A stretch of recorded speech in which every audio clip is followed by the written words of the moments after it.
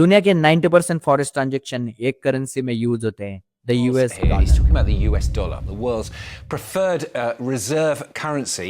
एक कंट्री इसे प्रिंट करती है लेकिन पूरी दुनिया इस पर डिपेंड करती है।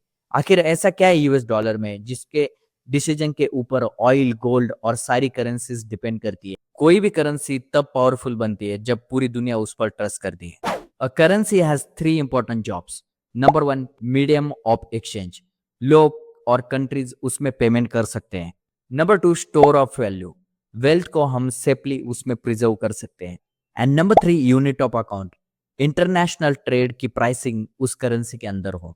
आज ऑयल यूएस डॉलर में प्राइस होता है, गोल्ड यूएस डॉलर में प्राइस होता है। इतना ही नहीं, इंडिया अगर सऊदी अरब से ऑयल खरीदता है उसका ट्रांजैक्शन भी यूएस डॉलर में होता है। अब सवाल है यूएस डॉलर इतना पावरफुल बना कैसे? 1944 में वर्ल्ड वॉर 2 के बाद ब्रिटन वुड्स एग्रीमेंट हुआ। 44 कंट्रीज ने डिसाइड किया कि उनकी करेंसी यूएस डॉलर से लिंक होगी और यूएस डॉलर गोल्ड से बैक होगा।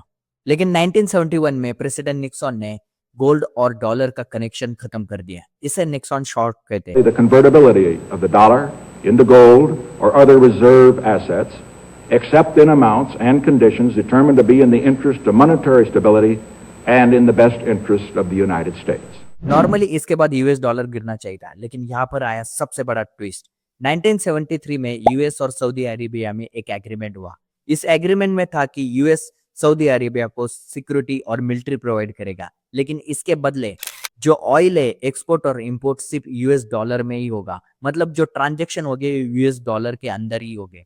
और इसके बाद एक पावरफुल सिस्टम शुरू हुई जिसका नाम है पेट्रो डॉलर।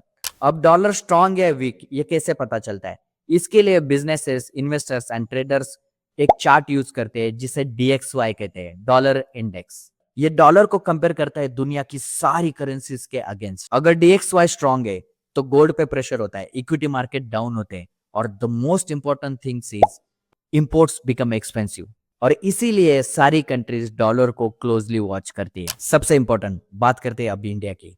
जब यूएस डॉलर स्ट्रांग होता है, crude oil become expensive, higher inflation, expensive foreign education and the most important expensive imports भी। इससे सेंट्रल बैंक पर प्रेशर पड़ता है, फॉरेक्स रिजर्व यूज होते हैं रूपी को सपोर्ट करने। इसीलिए वॉशिंगटन में लिया गया फेड का डिसीजन इंडिया के इकोनॉमी पर भी इफेक्ट करता है। आजकल आपने डी डॉलराइजेशन का नाम सुना होगा।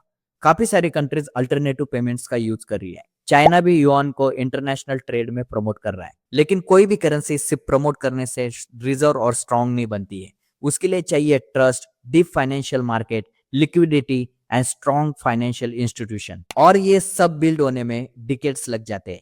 अभी तो डॉलर को रिप्लेस करना इम्पॉसिबल है। यूएस डॉलर की पावर सिर्फ अमेरिका नहीं है, उसकी पावर है दुनिया का ट्रस्ट।